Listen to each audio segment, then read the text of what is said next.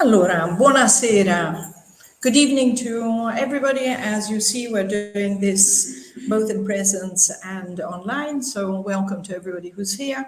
Welcome also to everybody who will be joining us online from faraway places. Tonight, we're starting again our StARTers calendar, which is going to take us all the way to mid-December.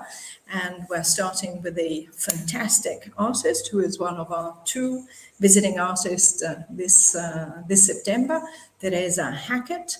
And I am just going to say a few things about her truly impressive CV, and then she will lead us through an exploration of her work. Theresa received her MFA at Hunter College, her BFA at University of California, Santa Barbara. She's had many, many solo exhibitions and has participated in a lot of collective shows. She's represented by the High Noon Gallery in New York. And amongst some of the really impressive collective shows that she's had, we can mention the Weatherspoon, the Art Design and Architecture Museum, the Contemporary Art Museum in Baltimore. She's also shown some of her videos at Mass MoCA. She is not once but twice the recipient of a Krasner Pollock grant and one from the New York Foundation. She has been written about in all kinds of publications, amongst them Hyperallergic, Art in America, Artnet, Two Coats of Paint, and many, many others. She's also had a lot of residencies, one very impressive one, a very important one in Italy, which is the Bogliasco Foundation, and also McDowell. So I am not going to take any more time to introduce her. Let's give her a very warm welcome. Welcome to Theresa Hackett.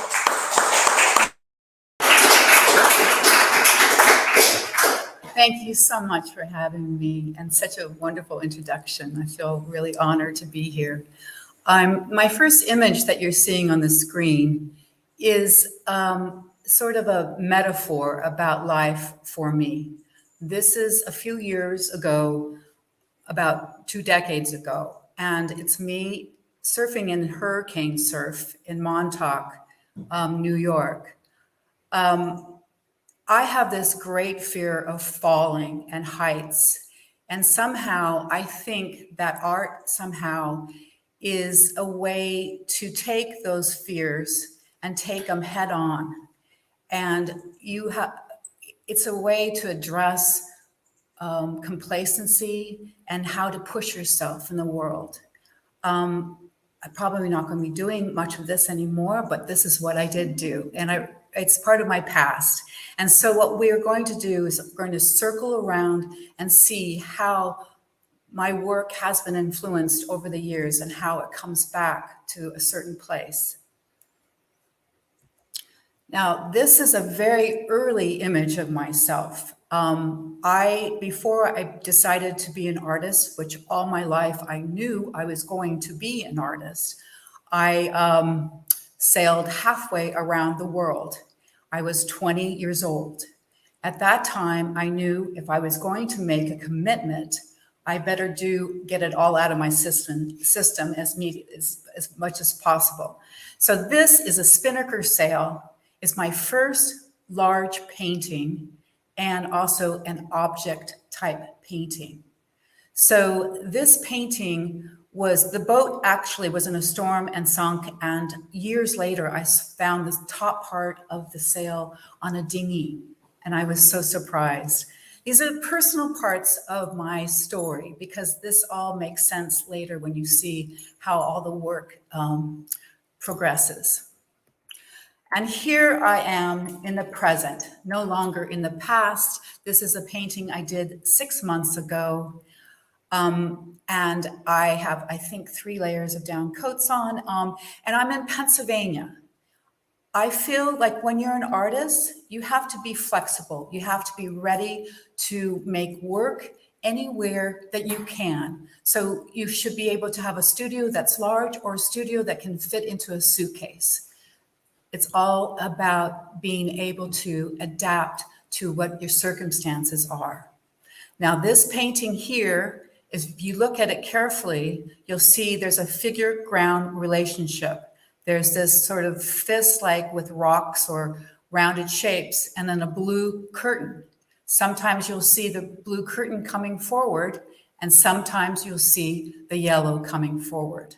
This is what I call aspect perception. It's a flipping of the figure ground. I'm very interested in this process. The other thing is that this is a drop cloth.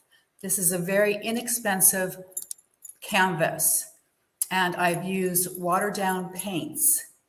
Each material has a threshold. Now, this is my last one-person show at High Noon Gallery. It was called Around the Bend. Now, if anybody knows what that means, it means kind of going to the loony place, because you go around the bend and you're kind of cuckoo. So after a year of COVID, I had this show. It was just right when things were opening up again. I started painting on two-sided aluminum panels. The only reason they were two-sided is when I was working on the panels, I would turn them around so that I didn't have to see the painting, and then I realized I had an empty space. So another thing is economics of space.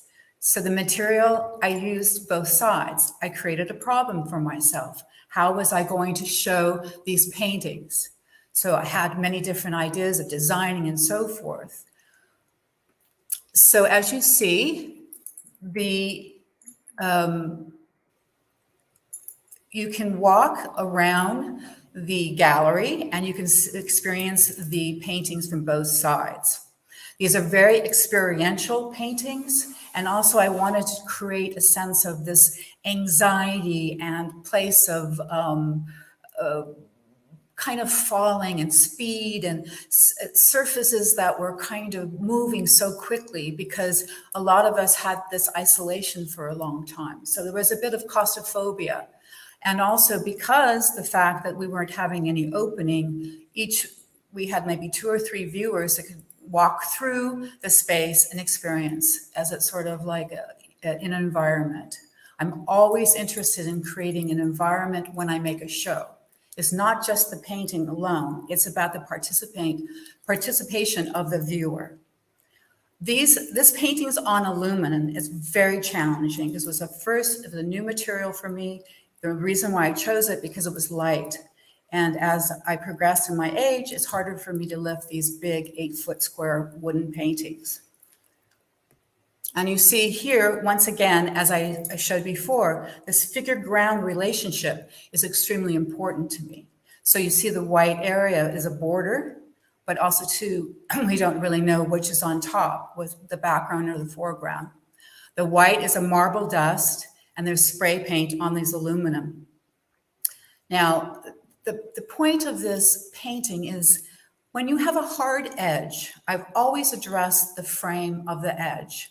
And I've tried to soften that hard edge by creating this sort of border in where the blue and white meet, if you can see that.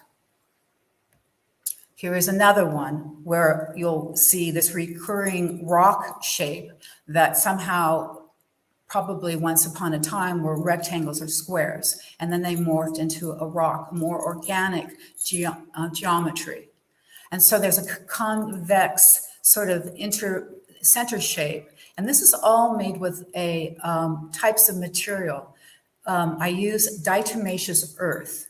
Now, diatomaceous earth is fossilized remains of tiny aquatic organisms, and that creates a type of silicate.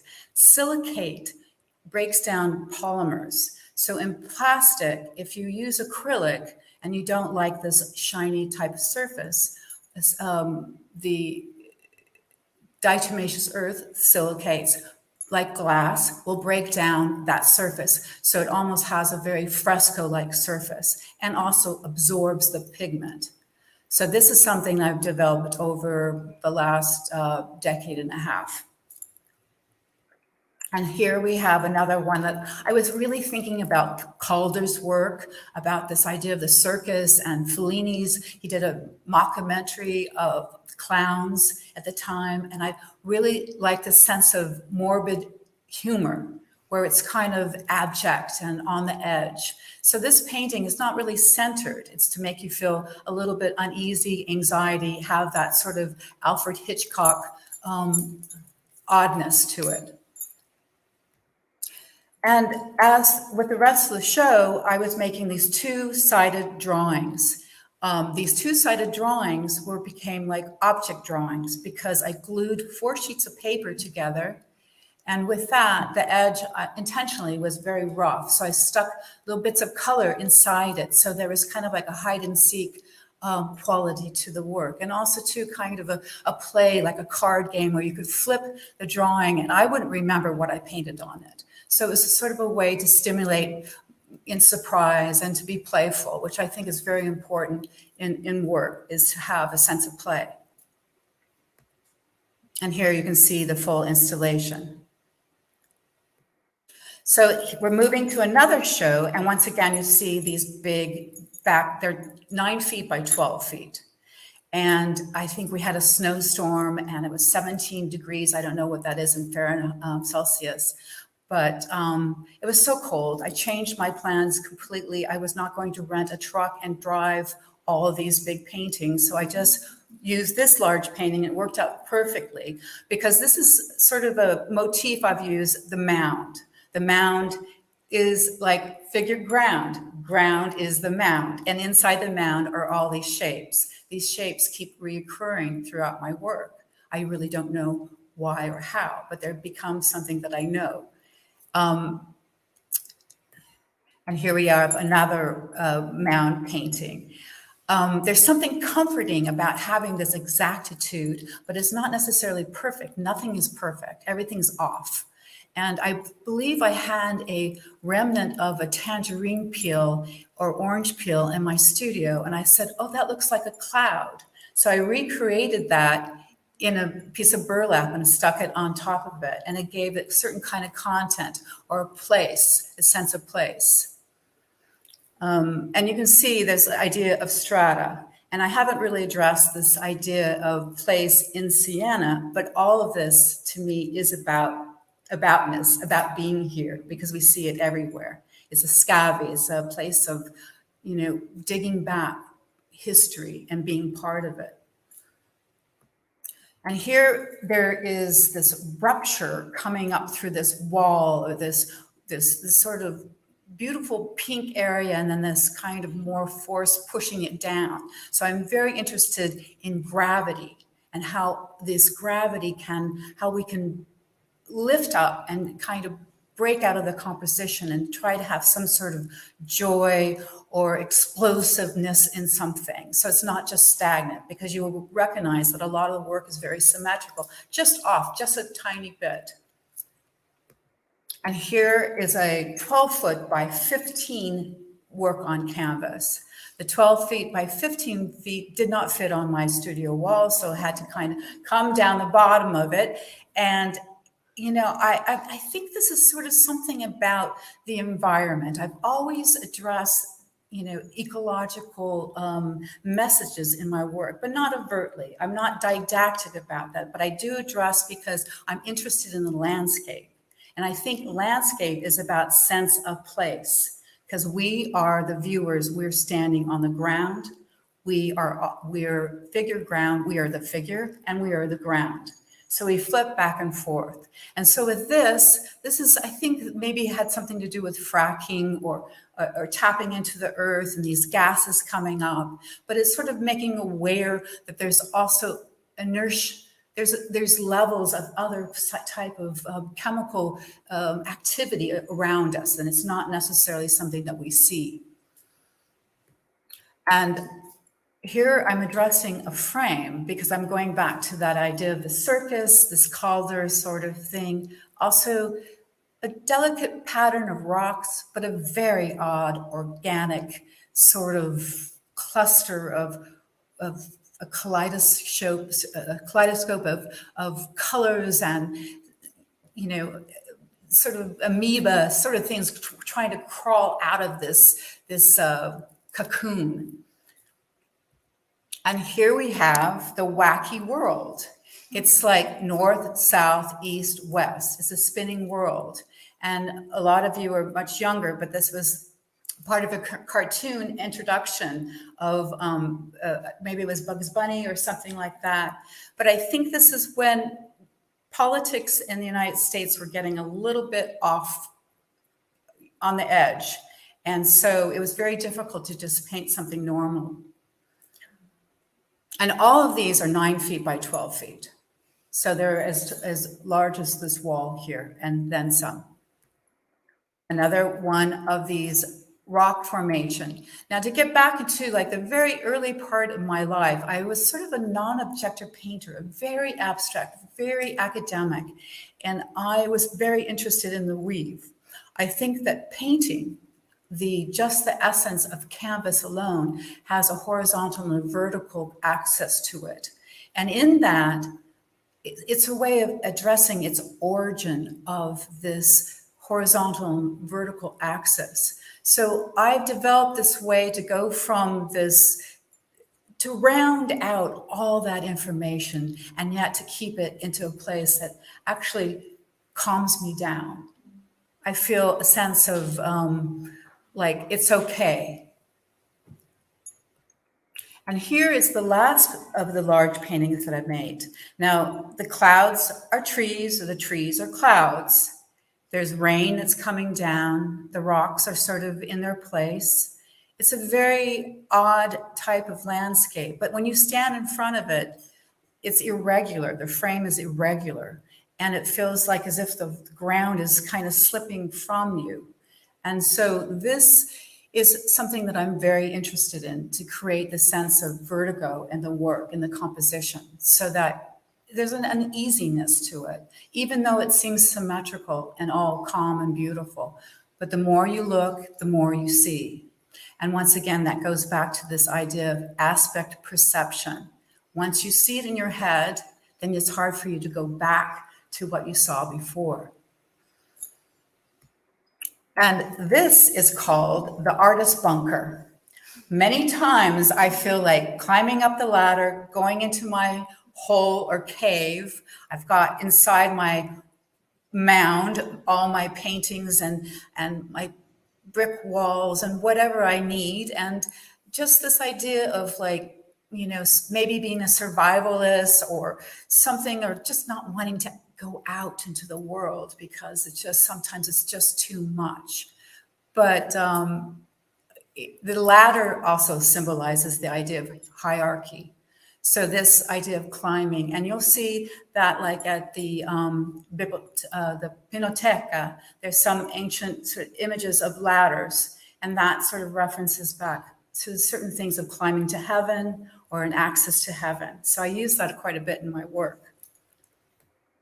And here we go to the last show before at high noon. This is called Slopes and Valleys.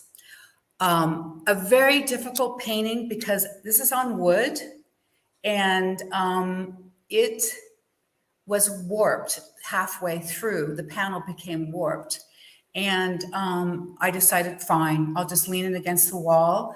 And I've always been obsessed with bricks. So I had a studio in Dumbo. I went down underneath the Manhattan Bridge and gathered all of these worn bricks that were buried in the sand, and felt like a bag lady with my cart that I couldn't pull through the sand, but I got them. And I made that part of the piece. So I made this painting work with the warp. And then I just addressed it. And I also drilled holes in it. And there's little clay pieces that are attached to it. There's a sort of an obsessive quality to it. But there was just something that I needed to keep going with it till I got it to become rich and developed. And once again, that figure ground flipping that you see in the rocks, because you'll see the background that's back there. And this one is called Big Rock Candy Mountain. This is a diptych, so it's quite large. It's like 12 feet by 6 feet. And there's 2 holes that are drilled right in the middle. I don't know if anyone has ever seen Étant donné of Duchamp. There's two, there's like, you look through these doors and you can see this sculpture that he created. And there's not really many photographs of it, but it's at the Philadelphia Museum of Art. I highly encourage you to go to see it. So there's references in all my work. I have a way of punning and referencing back to art history. And the more I look at it, the more it makes me laugh, because there's some hidden kind of information in the work. The horizontal line on top has always been a part of my referencing sort of an abstract landscape and going back to Japanese woodblock prints, where you see that the top of the landscape is always darker, so it makes the middle ground recede. It pushes it up and pulls it back. This push and pull of the painting is very important for me. The rocks are made up with foam, poured with polyvinyl acetate, with like made some sort of fake glass and whatever. It just is a lot of stuff, and it's a very beautiful painting. Once again, diatomaceous earth, and it's all sanded and scraped down. It creates a certain kind of anti-acrylic. In a way, it's almost like fresco gouache. This painting is sort of like, when we think about painting, we think about the body. We think about, these are body size. Most of my paintings are 6 feet by 4 feet. So it's just my stature. But this is also too, I was also thinking about when, you know, sometimes when you make something, you just have this like disgust of like, is this good? Is it bad? And this is just oozing this kind of like intestines, my insides coming out, you know. And here we have it full on, and very weird. I do say so myself. I haven't seen it in a while. And so here is a painting that I also, once you start to look at it, I want you to look at that red shape that is on your left, I believe. And you see how the lines start to, it becomes two mounds, and then the lines start to connect, and then they become a connecting of those shapes. And this is another example of this aspect perception, where your mind sees something once and then it's hard for it to go back to the original way of viewing. It's really I understand that a lot of people do not use a sense of seeing. Seeing is a very important part of making art and viewing art, because there's so many different levels of going into something and to spend the time with it. This is called 5 squares, but they're really rectangles, a cloud and a moth. And I was pouring resin outside and the moth fell in it. And then I just left it.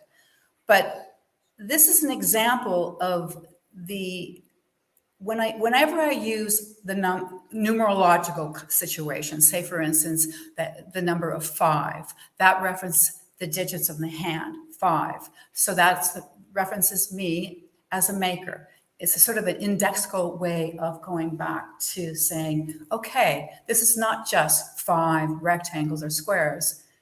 These are something that refers to myself as a maker.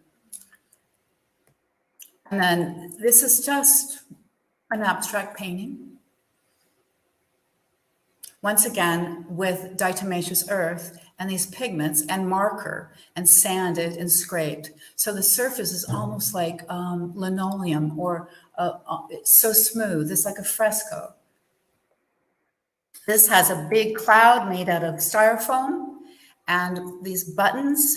I think I keep referring back to this idea of like the clown or some sort of costume or some sort of folly, a playfulness, but also that kind of abject, kind of subversive quality of what clowns actually, something like that, you know, something that not right.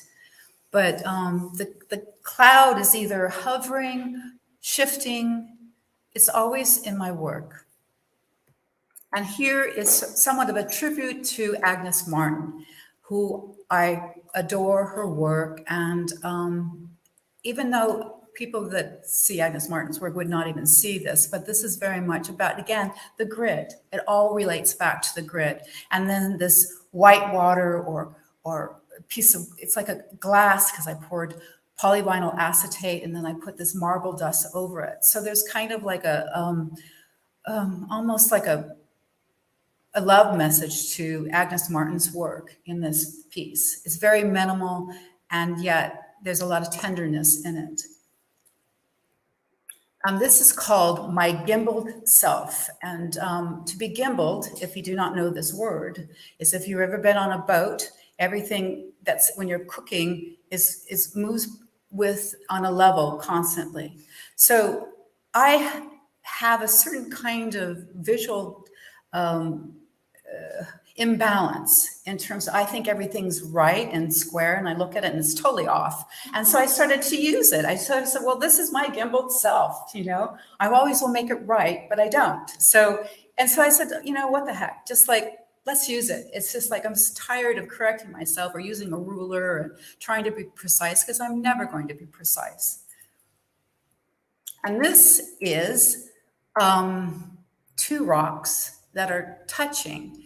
But it's an interesting way how they're touching, because I'm using the drips. And so drips have a way of animating the space. It's not locking them in position, but they're moving in position, if that makes sense. And this is an earlier painting because, you know, we're going back into my work and instead of going forward. So we're going back, and you see how these rock shapes, this is one of the earlier ones that I started developing, these sort of shapes, and they kept reoccurring. I'm using a styrofoam that's about 2 or 3 inches off the canvas. So there's always a sense of object painting. The painting that's on wood, the wood frame is 2 inches off the wall. So it really has a sense of a very meaty piece. It's more of a sculptural painting. And a lot of my work is very much that way. So are we good on time? Yes, I think we have a few minutes. And here, all right then. You know, sense of frustration, I just took a hammer to the section, the middle part, and then I scraped and pulled it, and I painted the backside of that hole, and with this hot pink, and so that radiated like this glow coming from that hole. So there's always this like addressing at the actual materiality of the wood. And here we go. Here is another, these are earlier paintings. There's this like 2014, but this idea of this draping, and this is also made with ballpoint pen, marker, materials that there's not your normal material that one would use on a painting. Diatomaceous earth, gesso, things sanded down. It has a way of giving a certain texture, but also a certain breath to the work. Some scraping, addressing the wood as well. And also at the top of that, you see there's a bit of felt attached to the painting. I was also thinking about the edge. I've used that for many years. Another beautiful painting. And now we went from wood to paper, going back into time. Part of it all has to do with the idea of weight. I was getting tired of lifting things, but at the same time, wood has a really wonderful way of applying all this sort of stuff. So what I did here, this is like a paper that's called BFK paper, and that's rabbitskin glued to linen. Now, that is not an easy task if anybody's done that before. So this is one of the largest pieces that I've made using that material. I did this for about a decade. Very fragile, very difficult, very expensive. And then that's why I shifted back to wood. Now, this is, if you see the very bottom sort of silver shape, it looks sort of like a piece of a map. That same shape is inside that aluminum foil box, is a piece of paper mache in hot pink. So it's sort of like how, once again, a sense of play, that you look into the box and you see a piece of the painting. And also too, there's a painting within the painting, the non-objective painting that made out of aluminum on top, setting on top of the painting. This is another show of mine where I stacked all these boxes, and if somebody hit the piece, the top painting would fall down and hit them on their head. And it was just a way of kind of, claiming consciousness in a sense. And also too, I stacked the paintings on these boxes because unbeknownst to me, the gallery at the time, I found out during the show that it was going to be closing. So, or actually before the show. So I decided to mount all the paintings, sitting them on boxes.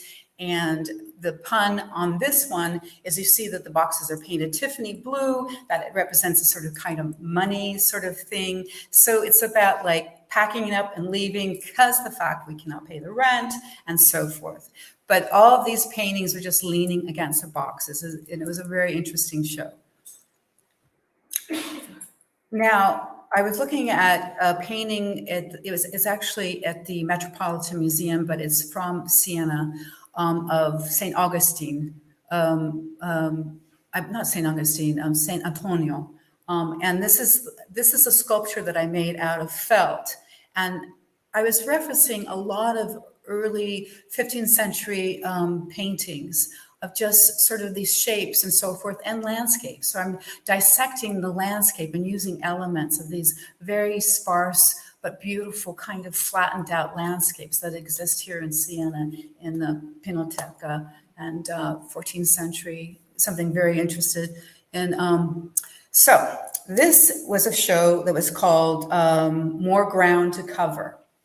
When I moved into the house that I have in Pennsylvania, I found all these maps, and this is a collage. This is on BFK paper, stretched to linen, but all those shapes are pieces of paper. That little waterfall is layers and layers of paper. This is all made with colored pencil, collage elements, and maps. So it is punning on the figure-ground relationship because it is ground, it's strata, it's the shapes.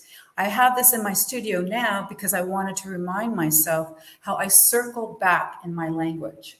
And sometimes it's a way of forgetting that you even make sense sometimes. And if you look back and you say, oh, I do make sense. This is not so unusual. I've been doing this for over 40 years. What's wrong with me, So, and so here we have another one, like the Mound that you've seen in the larger paintings. Here it is, but this is all collage elements, all tiny little pieces. So I think that this is sort of like about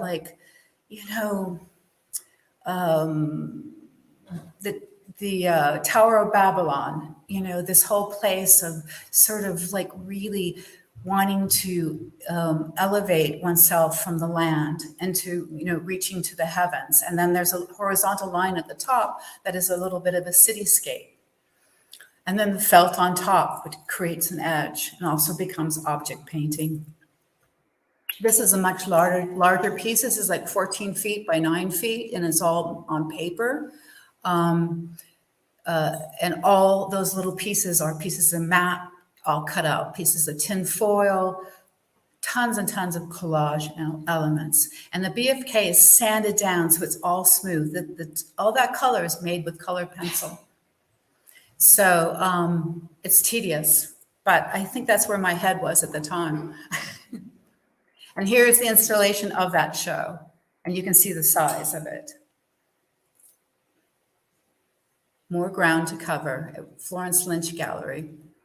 And here's an earlier one. This is how clouds make water. You can see how flat, and I'm not really addressing the frame and so forth, but at the very bottom, that blue, it has this metallic thread that I stitched through the canvas. And then I've added foam. So there's all this layering in it, and it's just trying to create these levels of strata. Sort of how you read, almost like if you read an aerial map of something. So it's flattening out the landscape at the same time, kind of, bringing it up and bringing it back. And this one, I think it is called I Dreamed I Had Beachfront Property. And there's a mountain on the side. And as I was driving from Liguria this last weekend, I realized where my source of paintings come from, that where there's this just horizontal line and the cliffs just sort of like meet. This has always been, I sort of go, oh, I know where that came from. I just saw that. This is a very big installation. And this is, it's 30 feet by 12 feet, and paper, all these pieces I made with foam core, felt, sort of, it's called A Place in My Dreams. And I made this a little bit after 9/11. And I think it was just like this calming sort of landscape, but that with no one there, you know, it's just a place in my dreams. So all these individual little rocks, I think it's sort of obsessive compulsive behavior that I have here, the more that I'm looking at this work, you know. And then these are the new paintings, the paintings I'm working on now. Once again, this is the aluminum, which I find very difficult because it takes a while to get really familiar with your materials. And that's one of the most important aspects of starting as a new artist, is to really embrace your materials and to understand what they can do and their limitations. Because you don't want to push something that doesn't have it. Otherwise, you just find yourself, you're making something that can't hold the material. So finally, after all those paintings, I addressed the aluminum quality by spraying it with aluminum paint. So there's a way of saying, this is who you are, this is how I take you. And also to the fact that edge is so hard edge, I started to make it soft so it could float instead of it being something that I was struggling with as a composition. So now we're working back on wood, but I'm still working on metal. But the fact is, myself, they're 4 feet by 3 feet. I've been a picture framer. I've made all sorts of wood things in my life, a lot of construction. Not that I want to do it, but anyway, it is something that I feel is important to understand how, as a young artist, to make your own structures, not to be dependent, but to learn how to operate a table saw, how to use the materials that are there for you. So when I was building these, I realized that I needed to address the wood once again. So those cracks behind those blue shapes are with a router. So they're drilled into and engraved into the wood. And so that background, and say, for instance, the white and blue area is raised forward. So it's physical, there's actual acrylic layers there. And so there's softness and there's hardness, and there's my obsession with line. It's all there, and this dusty quality to it. So we see that there's a frame within the frame. Now, I believe that one of the things about this new work is that I do not, as I said before, I do not make in a gimbaled, my gimbaled self, I'm always off. So I decided just to make it off from the beginning so that we could just go ahead and get it over with and deal with the composition in a way that kind of shifted in terms of the way that you look at it, the viewer perceives it. And it seems to me that it works. And there's a vibration that happens because that red line is sort of a magic marker that's layered underneath it. So it's bleeding through the paint. It's not sitting on top of the surface. So there's kind of a ghost quality to it. And it's very similar to the landscape that exists here, with the way the trees are cropped or chopped.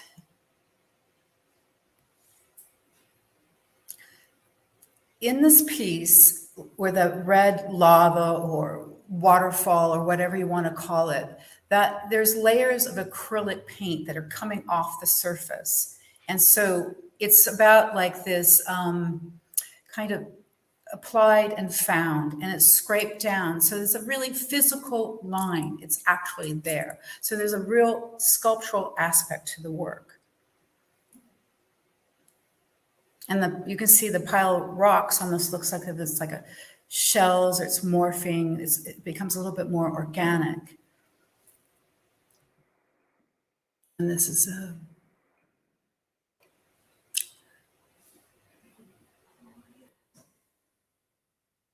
so that middle shape, I was deciding that I wanted something like shiny, and I didn't really want to paint it. So I went and got a piece of aluminum foil and I glued it on, and then I kind of rubbed it down, and it looks just like it's part of the painting. So saved me hours. And I really like the way that the type of materials that I mix in the painting, something like I said before, something that's applied, found, something that the viewer has to discover while looking at the painting. And that orange line is very raised, very physical. And all those lines in the purple, like stems or whatever you call it, are all drilled and cut and carved into the wood. So it's a very physical painting. It's very alive and very there.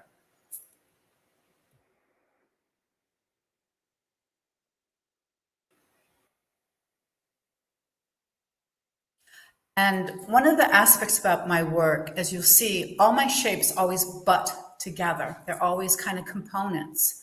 And I think that there are two types of painters, people that butt shapes together and people that layer shapes on top of each other. I'm a butter.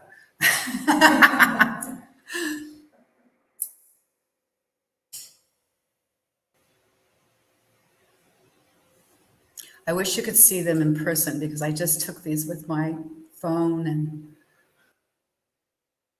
but there's a lot of, when you move across the painting as a viewer, you can see how the light shifts with the color, and that's very important to me. So it's not just standing in front of the painting, but it's as you move around.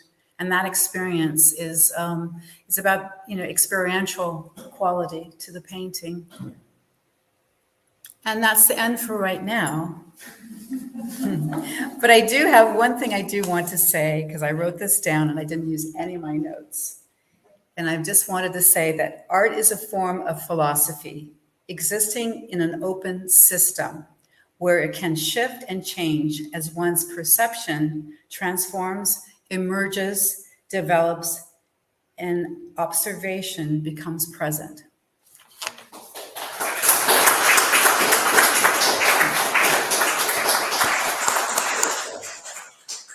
Thank you so much. That was brilliant. It was quite formidable. I'd like to see, maybe we can take a few questions. So I'd like to ask the audience and the online audience if there are any questions and comments. There's a lot of people saying hello, and a lot of people. Jeff Shapiro is saying that you should go to Porta Camollia in Siena because he thinks you'd be interested in the huge blocks of stone that are very close to the gate. And another viewer is saying, fascinating, thank you for helping me see more. So, indeed. First of all, thank you so much. But my question is, your color palette seems very consistent throughout your work. And I was just wondering how you, or at what point in your process or in your life, you realized what colors you were wanting to use and what you were drawn toward. I think that starts to come with this idea of developing language and things that you feel like they're almost like your friends. They become something that's not your friend. You have to kind of deal with this kind of struggle and say, what are you doing here? Were you invited to the party? And I think development of color is sort of something a way to using opposing colors, but you start to know what works well for yourself so that you have this formula that becomes language. And I always think of color and I think of myself as a colorist, but I also think of something like once you get that palette in your head, it's like playing music. You don't stop when you're playing a piece that you know so well. Because you're just on autopilot, So you develop it, you develop a sense of love for color.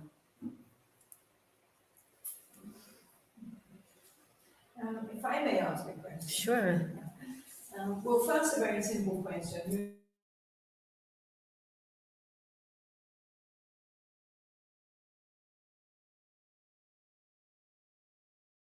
more about why you keep coming to Italy, because you know it pretty well. So because I can see that there's a lot of Italy in your art, but first I wanted to see. I think that Italian art, architecture, and when you walk in Cathedral Santa Catalina, it's like you see that everything becomes this experience through the floor, through the walls, the timeline. Everything becomes layers, and you're immersive in this experience. And it's such a quality of richness that is not necessarily so edited. And those layering is such a brilliant way to be able to, I feel so relaxed when I'm in this bombardment of information. I feel like I belong here.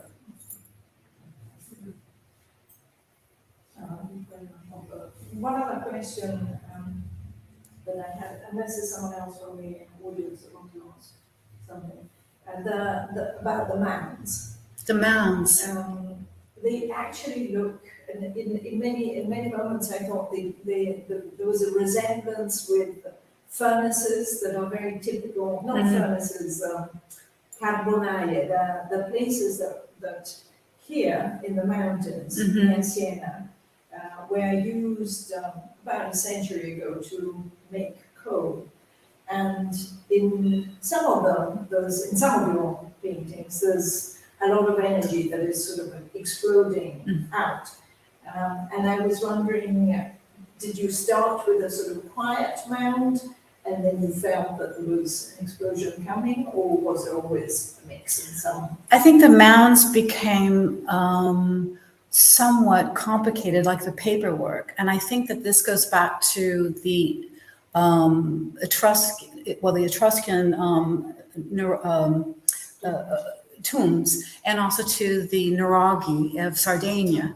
So there's a lot of archaeological kind of experiences that I'm putting into something that, and also to the mound culture of the in Ohio. There's a lot of mound history in ancient archaeology and in Native American culture, the Hopewell people. And this is something that's a thread and a common kind of something that I think is one of the more arcane or old sense of building coming up from a circular ruin, something also a story from Borges, that has this kind of level of archaeology and history.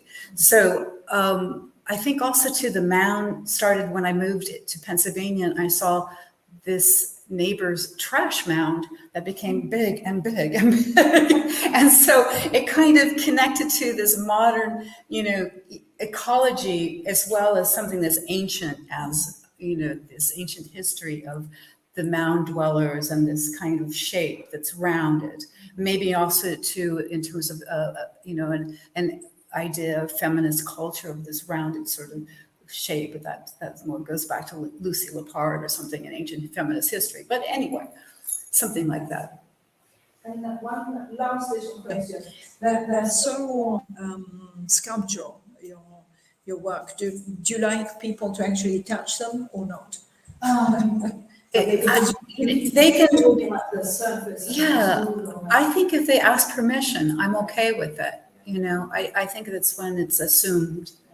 And it's not, but this is also to, not to make a long story short, but I did a piece at like a long leaning piece that had the Einstein's theory of relativity layered under encaustic at the Fermi lab in Chicago.